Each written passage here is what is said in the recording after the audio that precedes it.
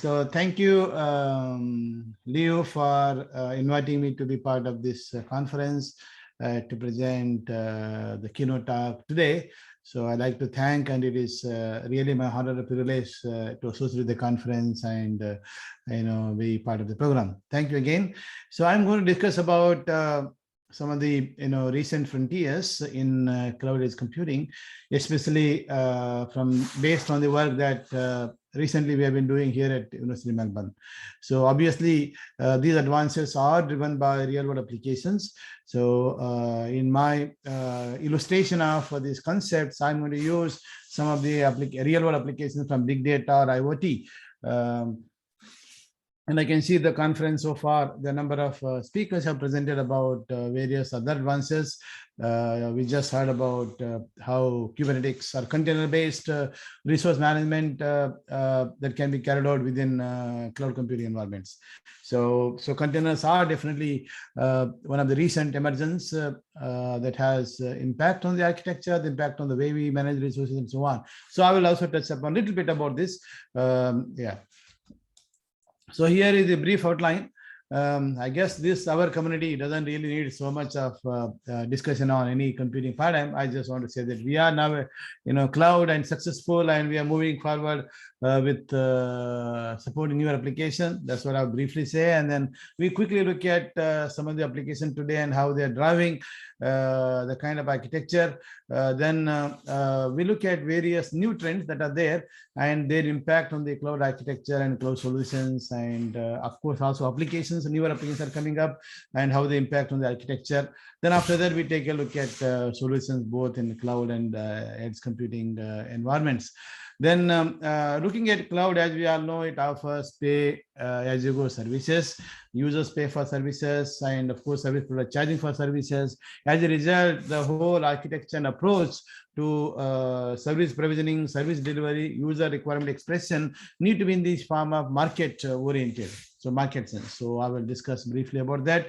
Then I will discuss about a cloud application platform, Aneka, that we developed, but primarily I will focus today on the latest features that we added in terms of multi-cloud and how some of the applications are benefiting from it. Then we briefly take a look at Internet of Things, and then the new computing paradigms that are promoting, the IoT applications, especially what we call edge or integration of edge in the cloud, which is called fog. So in that direction, we developed a couple of technologies and application demonstrators. I'll briefly share with all of you both a real software system and also simulator that one can use for modeling and simulation of these newer environments and applications. Then conclude at the end. So this is outline brief. And as we all know, we went through several waves of computing. We are familiar with from 1960 to now in 2020s. So all the way from mainframe computers, now we are successful position with cloud. Cloud has proven itself as a new computing paradigm, delivering computing as utility, subscribe services, and so far it was very heavily driven by virtualization, but now we see containers other push. Then moving towards further, this IoT and big data applications of variety of nature, and that is pushed towards emergence of what we call edge computing. Edge computing is very, very prominent this, and of course these environments have become so complex. I'm managing these resources is as a result using heuristic is very complex. Therefore, people are moving towards what is this AI-centric or machine learning or deep learning based approach towards resource management. So these are some of the new directions by 2030. Then of course these cloud data centers are enormously big and consume a lot of energy. So therefore this is another area to look into, how to create sustainable data centers to have this massive number of applications which are delivered as a service. So that is in brief, and what we see is in the past, all these advances were heavily driven by big science, but now they are driven by big population or IoT class application. So we have sensors and so many sensors in different applications, like healthcare. Even we might be wearing those on our body or maybe part of our watch. So they all create an amount of data and requires a computing model that helps support those applications. And this is where advances are driver.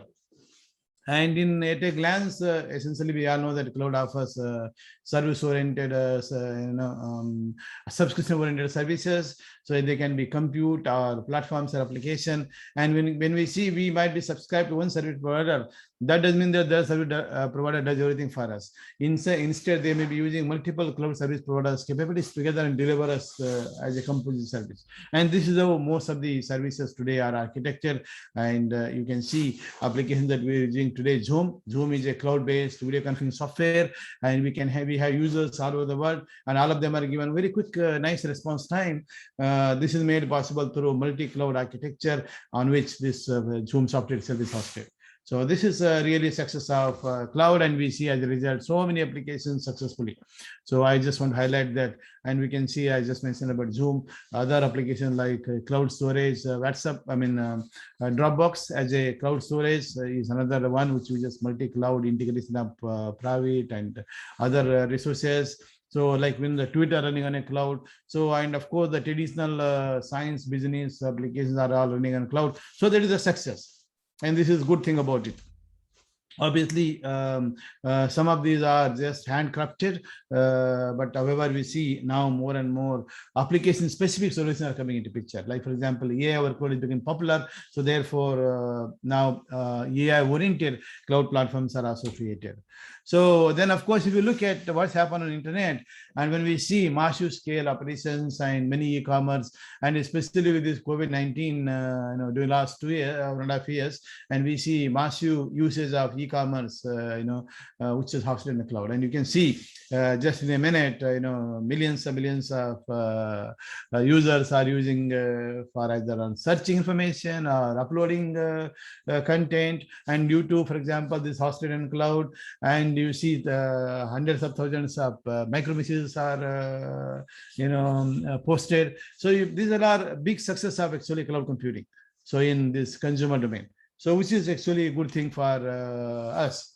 Now let's briefly take a look at some of the newer trends that are impacting on both technological application trends that are impacting on our new architecture of cloud and solutions.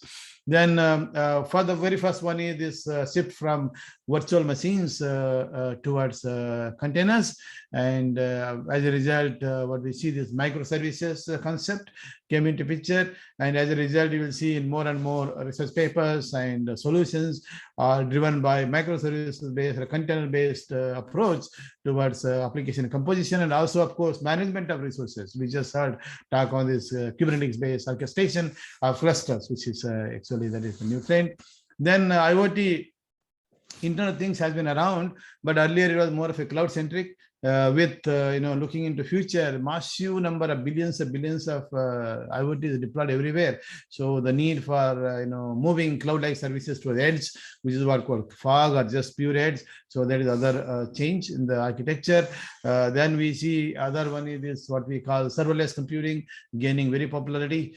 Then of course this SDN, not only virtualizing computing but also virtualizing network, virtualizing memory, virtualizing storage. So ultimately virtualizing service architecture. So this is other serverless is now gaining popularity. Software-defined networks are definitely playing important role. Then blockchain, we all heard about blockchain. We know it's popular with digital currency.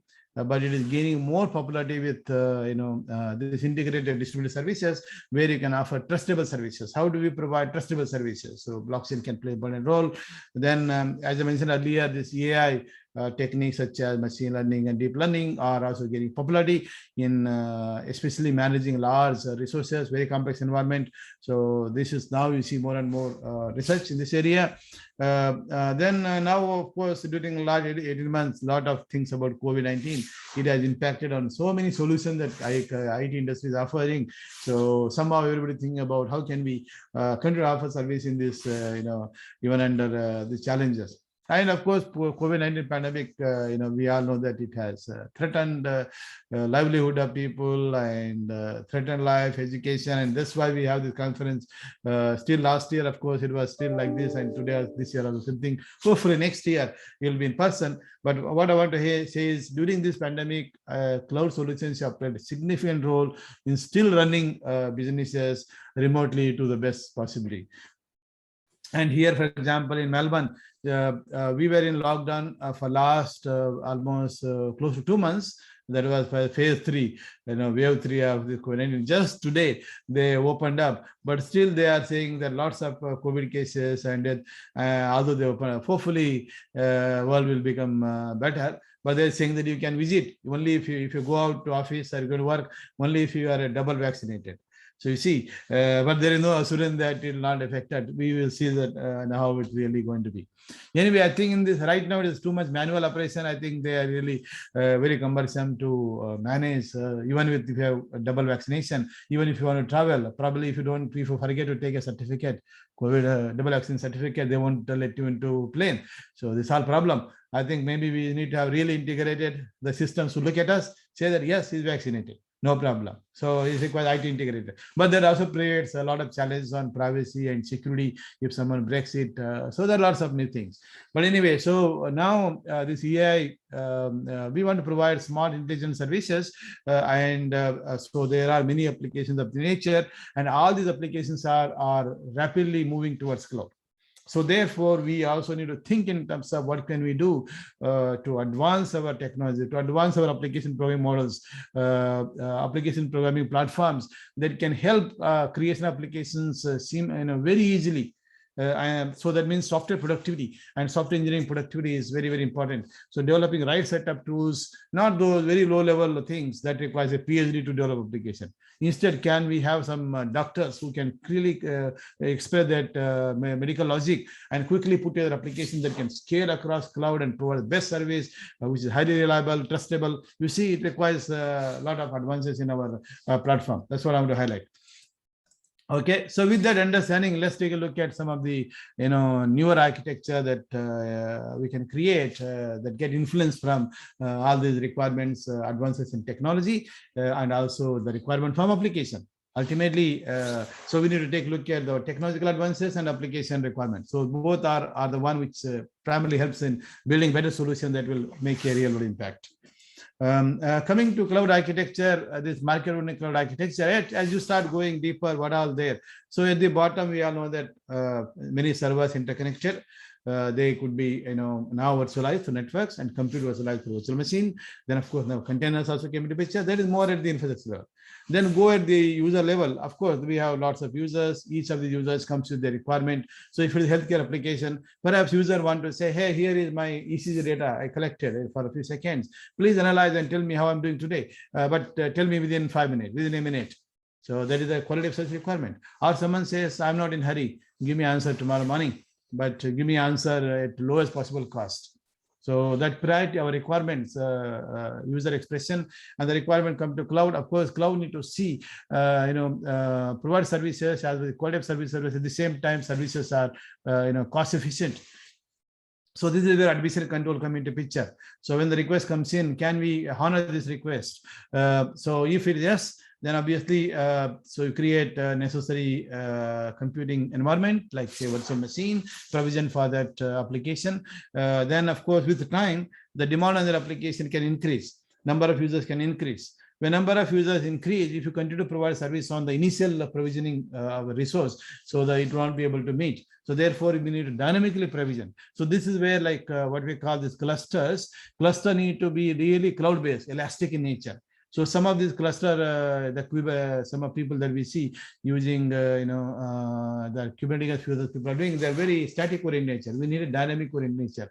So number of resources provision dynamically. It can be within one cloud data center across multiple vendors. So which one we choose, it all depends on so many factors, including where the user is originating, then what is the price they're willing to pay, and what is the kind of reliability they're expecting. And then what is the level of trustability they're expecting. So can we use cloud services that are maybe not known to be trustable, or maybe sometime we can. So our trustability is of course very broad term. So a service that is provided in reliable way is also trustability. So even in a cloud environment, as you know, we have got what is called as standard virtual machines and spot virtual machines. So each of those, they provide you different reliability. So although the price is also varies. So therefore, the right resource management, right policy necessary. And when the demand on this resource decreases, you shrink it. The number of resources that are provisioned to support these applications also reduce. You see, that's very important from the perspective of providing cost-efficient services. That is resource efficiency also, plus also energy efficiency. We all know that these data centers worldwide, they are consuming enormous amount of energy. So some of the typical surveys show that they are consuming more than several countries. So, so that means huge amount of energy consumption. So we need to think in terms of managing these resources in energy efficient manner and delivering services to users to meet their quality of service requirement. So there are many techniques are there like DUFS. So most often explored from the perspective of compute, but we need, of course, next is a network, and next is memory, next is storage. So because there are a number of applications that are memory intensive, so therefore they consume a lot of energy through memory. So therefore, how do we build these solutions in such a way that we can deliver those services within user requirement? So this cloud with users where they can specify quality of service requirements such as deadline. So that can be very helpful parameter in better locating resources, configuring DUFS, those parameters. And this configuring DUFS parameter, we cannot do manually, and we cannot do statically. Perhaps we need AI-based techniques that can dynamically figure out what is the right configuration parameter to set for this given application service. So this is another big challenge to move forward. With that understanding, let us take a brief look at one of our own platform called Aneka. Especially, I'm going to briefly talk about the latest version. So this Aneka is a cloud application platform, helps create what we call this elastic applications that can scale across private and public cloud. But of course, the engineering of those applications need to be much more simpler. So from that perspective, Aneka comes with two primary components. The first one is SDK, software development kit. This SDK contains various APIs and tools that you can use to build applications rapidly. Within our Aneka, we have got this thread-based model, task-based model, MapReduce, and few other tools that one can use. So this traditionally threaded-oriented application, we use it for SMP, single multiprocessor server, but the same model. So we support it where you can scale this concurrent task functionalities to run across one or more distributed cloud environment. That is in a seamless manner. So that is provided by the second component, which is called runtime machinery, that takes up distribution of these functions or tasks or MapReduce tasks across multiple clouds. And then of course this is we believe this is one of the world first platform supporting multiple models of programming in a single container.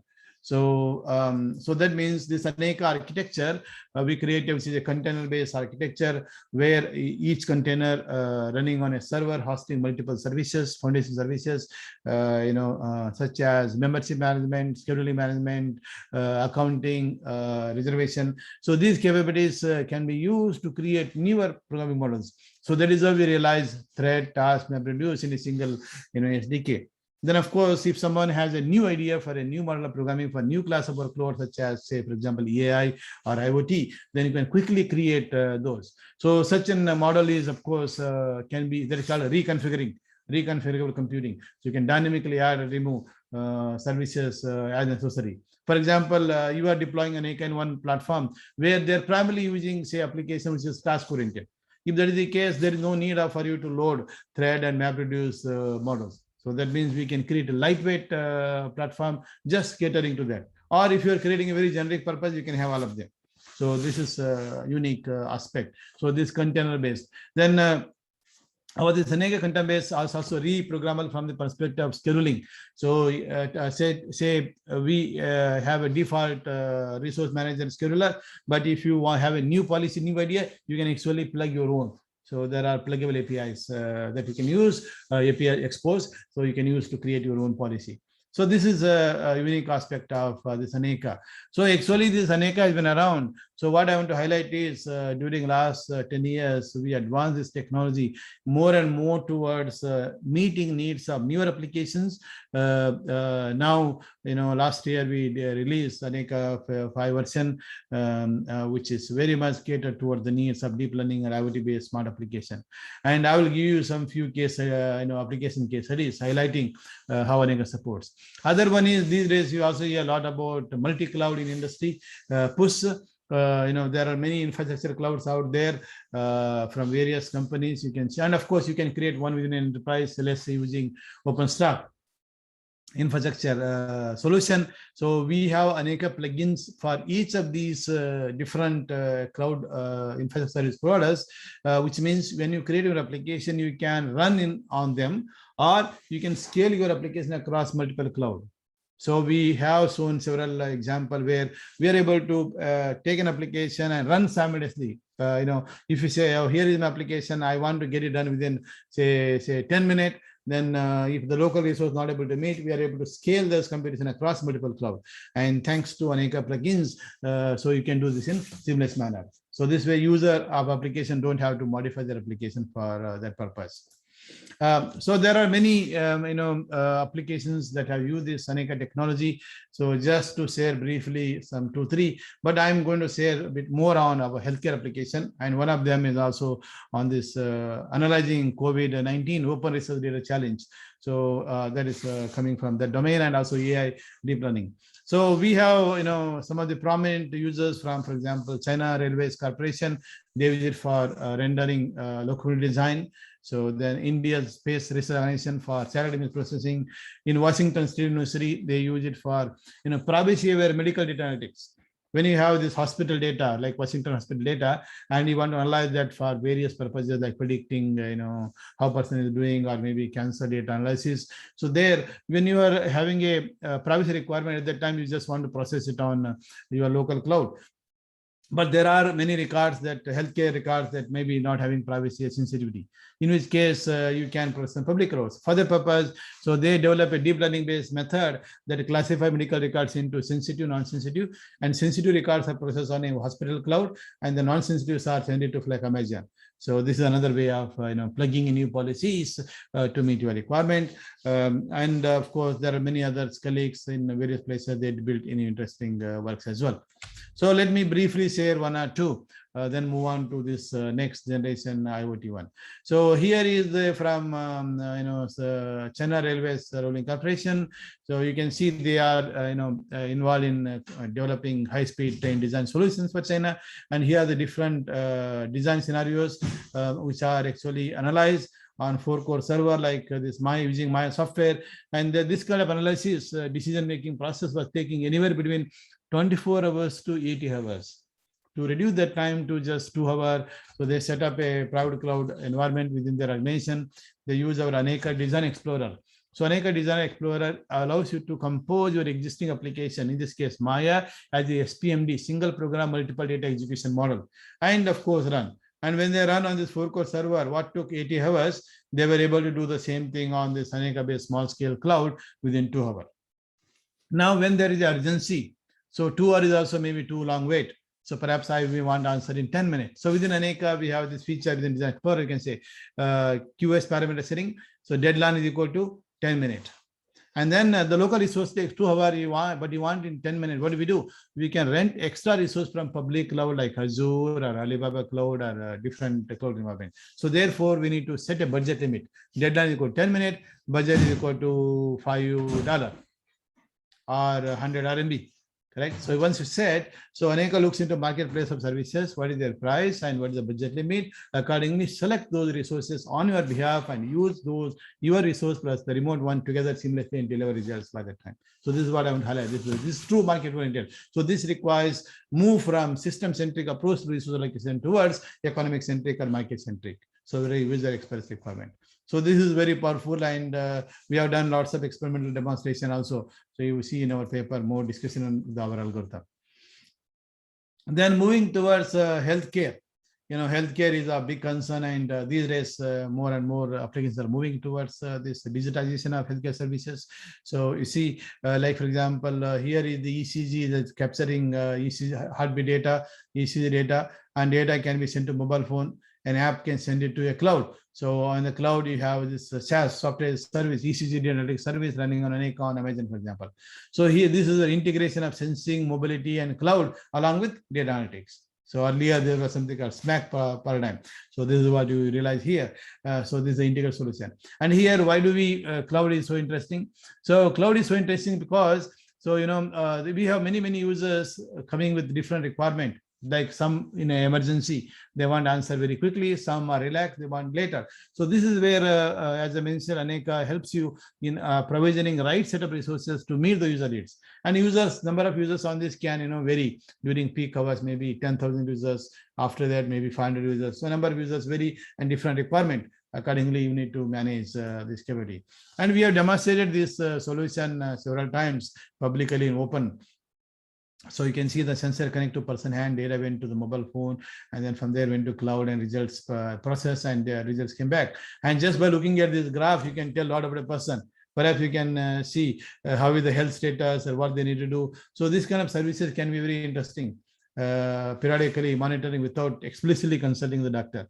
I think this requires really trustability and so on. But this is something happening slowly these days. So that was healthcare. Then coming to deep learning for object detection.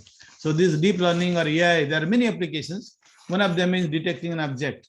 So object means like you can deploy in a car, in a highways, you can deploy in tollways, you can deploy in like labs, so one place you can deploy. So these are cameras are capturing videos or data, and you want to analyze them and then detect what is the object in this scene quickly. So for that purpose, this deep learning libraries are used. So there was a ready-made library called deep.py. So one of our users has taken the deep.py library and then created a cloud-enabled version of it, essentially executing this in a seamless manner across one or more cloud using Aneka. And you can see here the images that are coming from like this labs with lots of computers is able to quickly classify in real time that how many screens are there, display, how many mouse are there, how many keyboard are there. So like how many people are in the lab. So this can be helping in better resource management. So this one I'm highlighting that Aneka can be used to create application very quickly. So this is just a illustration of that. So that is on deep learning. Then coming to, we want to do something for this COVID-19 context. During last 18 months, already people have developed, published so many papers. So I think by this time, probably 200,000 papers or more papers are published in the context of COVID-19. And these publications are coming from all kinds of people. People from data mining, people from standard cloud and computing and medical and economics, everyone, you name it. They are quickly oriented their research towards somehow putting the context of COVID-19. So many papers are published. But you want to find out what is the real progress on vaccine, what is the best social distancing, what are the risk factors. Now that many people are vaccinated, double vaccinated, what is the effectiveness of that? So many people are writing papers. Do we need to take another booster? So, what do we do? Policymakers need this kind of answer. So then going through this 100, 200,000 papers is no time, no one has. So to help in that context, what we did was we took this Quora, the COVID research data challenge. These are bibliographies are published, for everybody's use. We created a machine learning based application that analyzes this data in a cloud environment in a timely manner and presents. So you can say, okay, give me a list of paper published by Melbourne University, or what is the effectiveness on? Like this, you can query and this will do analysis and view results. So this is essentially a workflow of data source, that is COVID-19 data. Then we compose that as a task forming application with the machine learning programs, and then run it on cloud environment using Aneka. So here are some sample results. When we do this analysis on just single computer with a small set of data, it might take, say, 20 minutes. The same thing, you run it on few nodes in a cloud within, say, for example, 3 minutes. So this is just showing you with increasing number of nodes, you can bring down the time to discovery, minimize the time to discovery. So this is, what we want to really highlight, that you can use Aneka for this other purpose. So putting together such application is very easy within Aneka. Yeah. So that is all about, few applications. There are many more. In interest of time, I'm just presented just two. So those of you who want to explore this Aneka, so please visit manjulsoft.com. You can download Aneka 5.0, evaluation available, and explore. As I said, those of you who are computer science researchers, say for example, application scheduling researchers, so you can actually use Aneka's scheduling APIs to write your own scheduler for it. So this is another innovation. Then this is not only doing the research, the teaching also. So many universities around the world are teaching courses in cloud computing, and some of them are using Aneka for providing hands-on experience to students on cloud application programming on a private cloud environment. So, for example, in India, so many universities have introduced cloud computing courses, and they've set up Aneka-based lab and teaching them. So, so in our book, we have lots of examples on application programming using thread programming, task programming, MapReduce. So students can learn and experiment themselves at their own university. They no need to worry about public cloud. You can just run. And of course, if your solution become very regular and you want to offer as a service to the public cloud, you can do it. Aneka run on public cloud as well. So this is just, I want to highlight education as well, important. So that is about, with cloud-centric solution. Now looking at IoT, what do we do? Should we still be cloud-centric solution providers, or should we do something different? So let's take a look at this IoT. And we know that by next 10 years, several hundreds of billions of objects accessible via sensing or IoT. That means you can access through internet, and which means there's a huge opportunity to create interesting application that makes a huge impact. So here are some predictions that say that by 2025 it will be a market of an economic opportunity of $10+ trillion opportunity. So it's a big thing from economic perspective, and also big challenge. Then looking at application, and so there are many applications projected to be IoT driven. Creating smart world, what it means, smart home, smart healthcare. Now these days everywhere they're deploying cameras at home, and even our electric meters, for example, they call smart meters, accessible remotely, and you can control. But that brings a lot of challenges on security, privacy as well. Then this vehicle, autonomous vehicle, driverless car, they bring enormous challenge. The grid is becoming smart grid, truly. All of these are integration of IoT, cloud, and sensing, and so on. So therefore, I think we cannot really go for this current model of cloud-centric. We need to look into newer model of computing. So this is where this edge and cloud come into picture. So so this is just a pictorial illustration of the computing paradigms for IoT. So far cloud-centric, and now the shift is happening towards just using edge resources, or maybe core network resources, or edge, core, and cloud resources in seamless manner.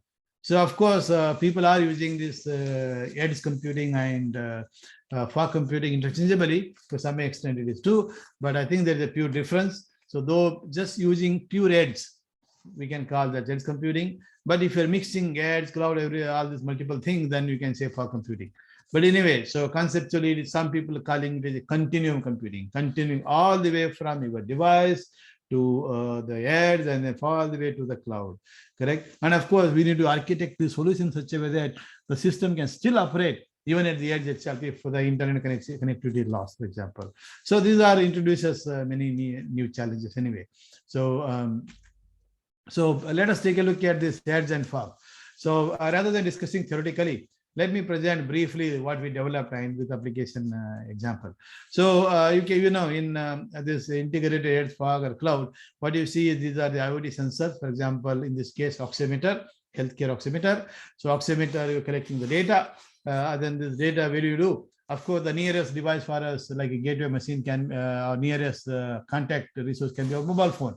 So mobile phone through Bluetooth networking, say, so the data is sent to mobile phone. Mobile phone has a app, say Healthkeeper app, and this app can look into, and then perhaps now to analyze the data, it can send it to a nearby edge. So here in our case, we created a Raspberry Pi based edge small scale compute environment.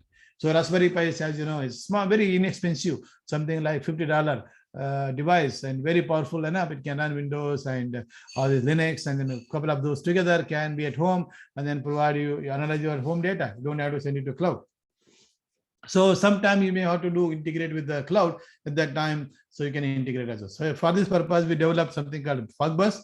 This FogBus is a framework that for edge and fog computing along with blockchain. So you can see different components of this FogBus, master and different worker components running on Raspberry Pi. Then, of course, on the cloud environment, we integrate with Aneka. So we Aneka CPS are used if you want to run your task on cloud. So just ask Aneka. Aneka can run it on Azure or Amazon or whatever, multiple clouds. It's already provided. So this blockchain we added because we want to enhance the traceability of results. The data you capture, you send it to cloud and analyze our results coming back. On the way, if somebody has tampered your result, they'll break the blockchain. So that means you can say, oh, I can't trust this result anymore. So that's what I want to highlight.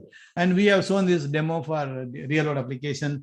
One of them is for this sleep apnea healthcare application. So we took really, this existing open source sleep apnea healthcare code, then integrated this sensing. Then we created healthcare app running on mobile phone that will send it to our edge or a cloud. That is basically we just Fogbus resources. Then after the data, they will present the severity of the disease. The disease severity can be normal, so no need to worry. It can be mild. Perhaps you need to take care of yourself.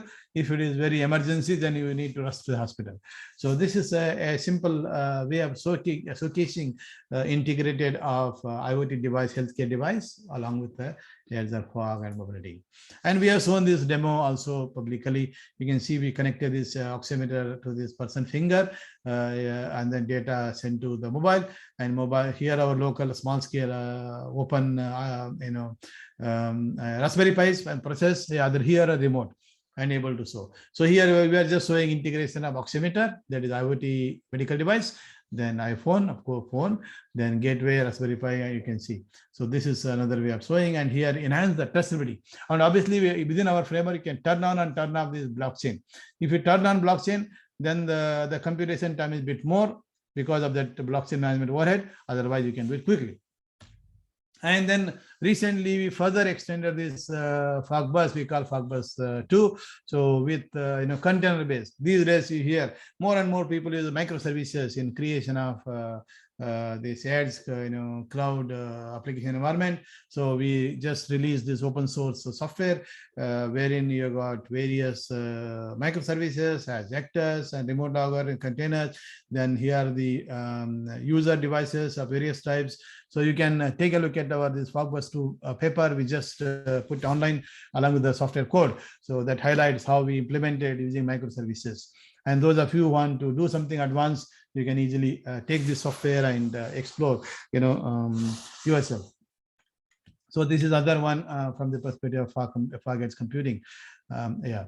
So then moving further, simulator. This is something I just want to highlight. So, in modeling and simulation, so for researchers especially, so maybe they don't have time, energy, expertise to build a real software system and run it for real application and demonstrate its usability. So that requires massive investment. You need to purchase a lot of devices, lots of edges, then clouds, and build that software, and then explore your idea. So there is too much of effort. So this is where simulation approach comes in picture. And especially if you want to create, repeatable experiments to compare your algorithm with others more easily. So in real environment can be challenging because of dynamics.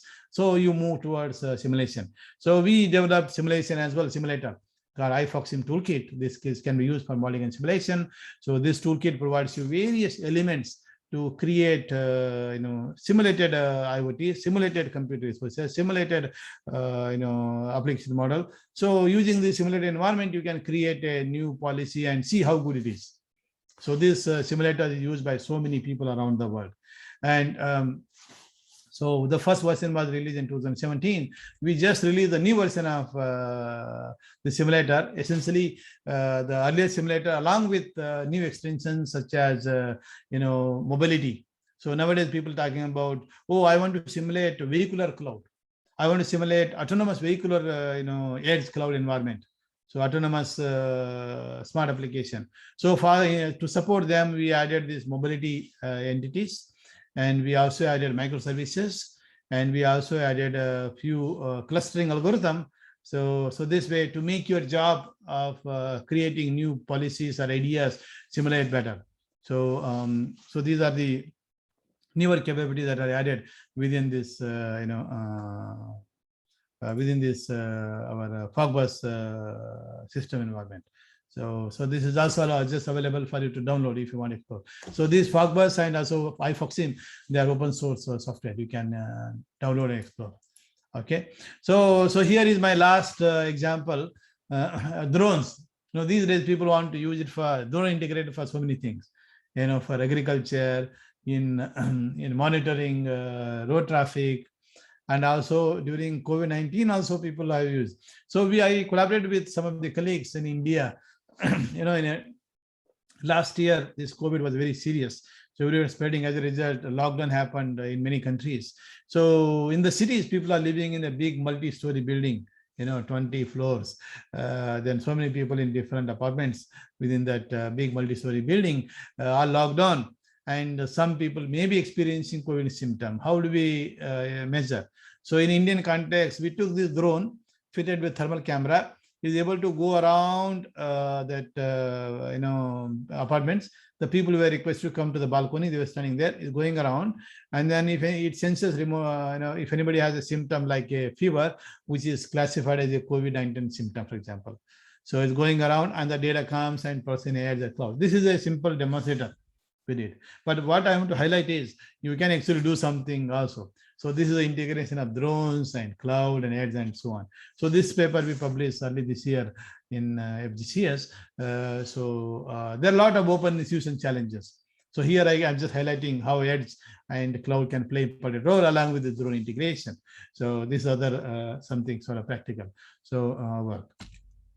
So let me conclude. So with this understanding of both cloud and ads and their applications and some of the recent solutions.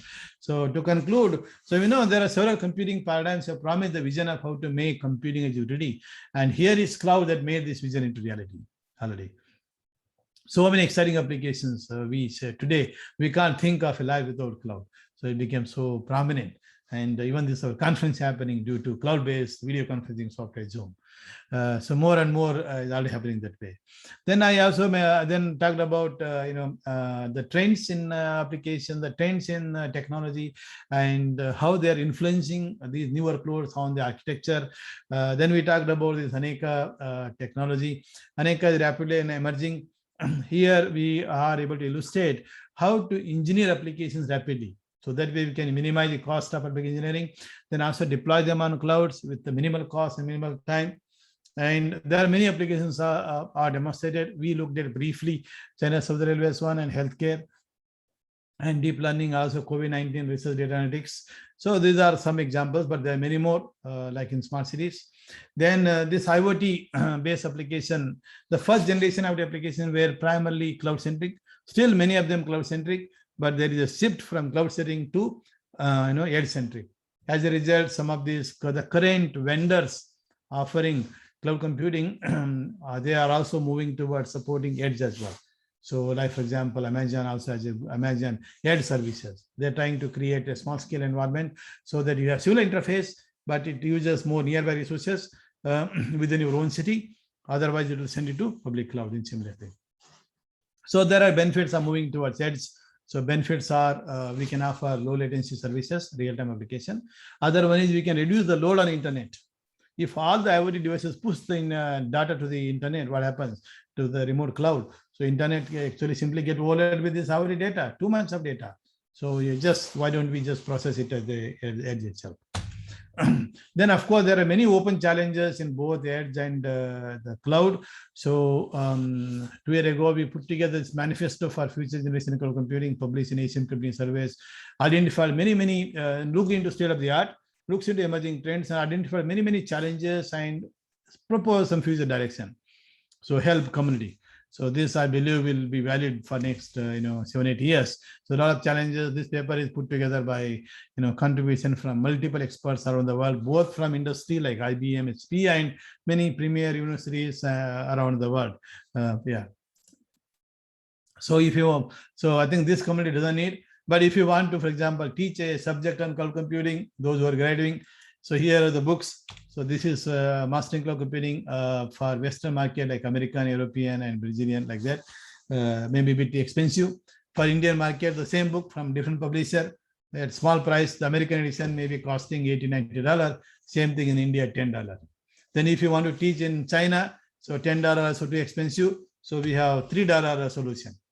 But not just in $3, but also in a Chinese language. Correct. So there they feel more comfortable to learn. However, the programs are still in English. So, but the rest of the text is in Mandarin, so in Chinese language. So this is what I want to highlight. Like when you deliver services to end users, we also need to price in such a way that it's affordable.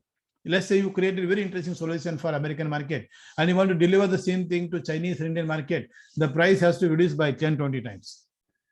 Okay, then how do you do it? Where do you ask? These are challenges for you to think about as well. I think this is something we normally don't think, but we have to think. Maybe you can trade off a little bit on the service quality, but you need to deliver affordable price as well. And that is what happened in book also. The quality print of the book of American Design is very, very high quality. The pages, the paper is inside. Whereas China and India one, not that high quality, and a little bit low, but affordability. Yeah. Then IoT and edge computing, of course, here are some edited books. So a lot is happening. So in IoT space also, I think we need to be aware of that trends and then incorporate into our solution engineering. Then, yeah, so now I think these are more and more integrated. So even if you look at the solutions, if you're a researcher applying for a grant, most of these funding bodies these days, they're investing a lot on digital innovation. What they mean is, application solutions that integrate edge, cloud, AI for application. So we need to work with application community. So I think all this knowledge is very, very important from the perspective. So let me thank all of you for hearing patiently. So here are my contact details in case if you don't know my email ID, you can use this one for research connection, rb@unimel.edu.au. Or if you want to do something interesting in a enterprise domain and develop solution, bring to the market, you can, or want to set up a cloud lab, you can talk to me through raj@manjulasu.com. So thank you very much for hearing patiently. So I guess I'm able to save some time for us to have a question answer